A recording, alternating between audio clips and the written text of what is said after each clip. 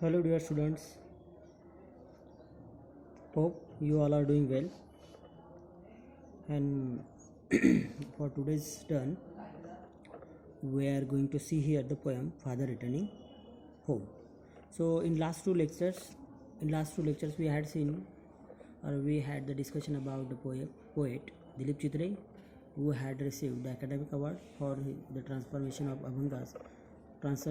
the Abhangas of Tukarama, and in next lecture we had seen the pathetic condition of the man who ran after the job for sake of his family, and now see the remaining part we will see here. And as per as I told you, when the man returning at home, it was a time of evening, and he after over the job he got exhausted, बहुत थका हुआ वो होता है, और उसके बाद वो अपने घर जा रहा है. तो how do he treat his colleagues, और how do he behave with other people, that we had seen here somewhat, the detail we had seen about that, and now the remaining we will discuss here. Now see, he goes into the toilet to contemplate. तो जो train है उसके toilet में वो जा रहा है. तो टू कॉन्टेम्पलेट, देखो कॉन्टेम्पलेट का मीनिंग क्या होता है? Generally to think deeply. When he went to the toilet he think deeply about what in fact he doesn't know what to think and why. He just as a part of his temperament, he just think and think. Now see कि बहुत सोच विचार में वो है जब वो toilet में गया था. उसके बाद man's estrangement from a man made world. estrangement, तो देखते हैं कि इतनी भीड़ होने के बावजूद भी इंसान कैसा है? अकेला है. He has to compel to live in his alienation. इतनी भीड़ होने के बावजूद भी इतने सारे इंसान उसके अड़ोस पड़ोस होने के बावजूद भी वो कैसा है? अकेला है. देखो ये मैंस एस्ट्रेंजमेंट, तो मैंस आदमी का अकेलापन जो है. हाँ, इतने इंसान अड़ोस पड़ोस में होने के बावजूद भी आदमी कैसा है? अकेला. और बाय द वे हम भी बहुत बार ऐसा फील करते हैं. हाँ, अगर इंसानियत ही अगर ख़त्म हो जाए तो ऑब्वियसली हम कैसे हो जाएंगे? अकेले हो जाएंगे. और आजकल ऐसा बार बार एक्सपीरियंस होता है कि कोई किसी के काम नहीं आता, या कोई किसी आदमी को किसी की कुछ पड़ी नहीं होती. तो इस तरह से हर एक आदमी कैसा है? अकेला हो चुका है. Man's estrangement from a man made world. और ऑब्वियसली ये जो वर्ल्ड है ये मैन मेड है, हमने बनाया है, इंसान ने बनाया है. और इसी के इंसान के बनाए जग में, वर्ल्ड में हम कैसे हो गए हैं? मैन कैसा हो गया है? अकेला हो गया है. Coming out he trembles at the sink. Coming out he trembled, तो उसका हमने देखा शुरू में कि वो ओल्ड है, एज्ड है, इसीलिए वो उसके हाथ पैर है, जो हाथ कैसे हो रहा है? ट्रिम्बल्ड हो रहे हैं. क्या हो रहा है? ट्रिम्बल मतलब क्या हो रहा है? थरथरा रहे हैं. ट्रिम्बल एट द सिंक मतलब यहाँ पे जो वॉश बेसिन होता है, देखो टॉयलेट के साइड में वॉश बेसिन होता है, उसको सिंक कहा जाता है. यहाँ पे उसका मीनिंग वॉश बेसिन है. तो coming out he tremble at the sink, तो वहाँ पे उसके हाथ पैर थरथराते हैं ऐसे. The cold water running over his brown hands, और जैसे ही वो वॉश बेसिन का पानी अपने हाथ के ऊपर लेता है तो you can see there the cold water कैसा है? कोल्ड है. तो कोल्ड वाटर यहाँ पे you can see the cold situation of his life. तो उसकी जिस तरह से वाटर कोल्ड है, उस तरह से उसके जीवन की व्यथा जो है, या उसकी जो जीवन की जो सिचुएशन है, जो परिस्थिति से वो जा रहा है, वो कैसी है? कोल्ड है.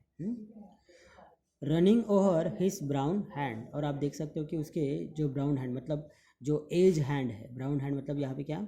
एज हैंड आप समझ सकते हो कि उसके जो हेयर्स है वहाँ हैंड्स के ग्रे हो चुके हैं, पुराने हो चुके हैं, वाइट हो चुके हैं. Grey hairs you can C on his hands. तो उससे उसकी उम्र पता चलती है. ठीक है. तो a few droplets cling to the greying hair on his wrist. और जो बात मैंने यहाँ पे कही वही बात उन्होंने बताई है. देखो अ फ्यू ड्रॉपलेट्स, और जैसे वो अपने हाथ वॉश करता है, हाथ पानी से वॉश कर रहा है, तो ड्रॉपलेट्स, कुछ पानी के जो ड्रॉप्स है वो उस पर cling to the greying hair, कि हेयर पे आपको वो जो ड्रॉपलेट्स है, जो ड्रॉप्स है वाटर के, वो वहाँ पे दिखाई देंगी, जो बूंदे हैं पानी की वो वहाँ पे दिखाई देंगे, cling out to the greying hair, उसके हेयर्स पे ऑन हिज रिस्ट, जो उसका रिस्ट है, उसका जो मनगट है और उसके जो मनगट पे जो हेयर्स है वहाँ पे आपको इस तरह से ड्रॉपलेट्स दिखाई देंगे।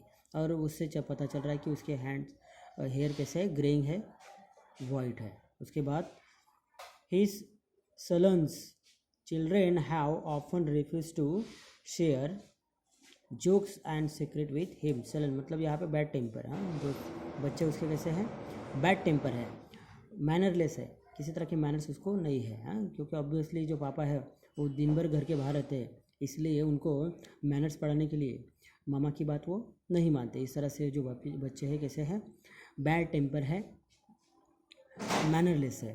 तो हिज सलन चिल्ड्रेन, और उसके जो बच्चे हैं ये सभी, have often refuse to share jokes and secret with him, और उसके साथ ना उनको बात करने का टाइम है, ना फैमिली टाइम शेयर करने के लिए टाइम है। तो no jokes no sharing has done by children with him. तो बच्चे जो है किसी तरह का सीक्रेट या किसी तरह के जोक्स उसके साथ शेयर नहीं करते, इस तरह का उसका लाइफ है। तो इसलिए वो पूरी तरह से एलिनेट फील करता है, एनस्ट्रेंजमेंट फील करता है, अकेलापन फील करता है। He will now go to sleep, और अभी तो घर पे आ चुका है और अभी उसका सोने का टाइम है। Now listening to the statics on the radio, statics यहाँ पे मतलब क्या, जो न्यूज़ होती है उसकी बात यहाँ पे कवि कर रहा है। और शाम को घर आने के बाद, खाना खाने के बाद वो न्यूज़ सुन रहा है रेडियो, ठीक है। तो listen to the statics on the radio dreaming of his ancestors and grandchildren, और उसका जो सपना है तो सपना उसके ग्रैंड चिल्ड्रंस के बारे में और एंसेस्टर्स के बारे में सपना देखता है। और thinking of nomads entering a सब कॉन्टिनेंट थ्रू अ नैरो पास, और किस तरह से नोमैड्स, ये जो ट्राइब्स थी, जो ट्रुप्स से इस उसके एंसेस्टर्स के, किस तरह से वो सब कॉन्टिनेंट के थ्रू यहाँ पे आए, ठीक है। तो overall we can see here how the man having the pathetic condition in his life and how he is neglected by people or even by his family, that we had seen here throughout the whole poem। father returning home, बहुत बार क्या होता है, पापा हो मम्मा हो तो उनकी कीमत हमें किस तरह से करनी है, ये बहुत बार हमें जज नहीं होता, मगर जैसे ही पापा ना हो या मम्मा ना हो तो तब पता चलता है कि मम्मा की अहमियत क्या है, पापा की अहमियत क्या है। और इसलिए यहाँ के जो पापा है वो ये सब होने के बावजूद भी, या इतना सारा काम वो ऑब्वियसली किसके लिए करते हैं, अपनी फैमिली के लिए करते हैं, मगर फैमिली को उनके बारे में या उनकी अहमियत नहीं है। ये हमें इस पोएम के ज़रिए देखने को मिलता है। जो भी फिगर ऑफ स्पीच होंगे वो हम बाद में डिस्कस करेंगे, ठीक है। Okay, thank you.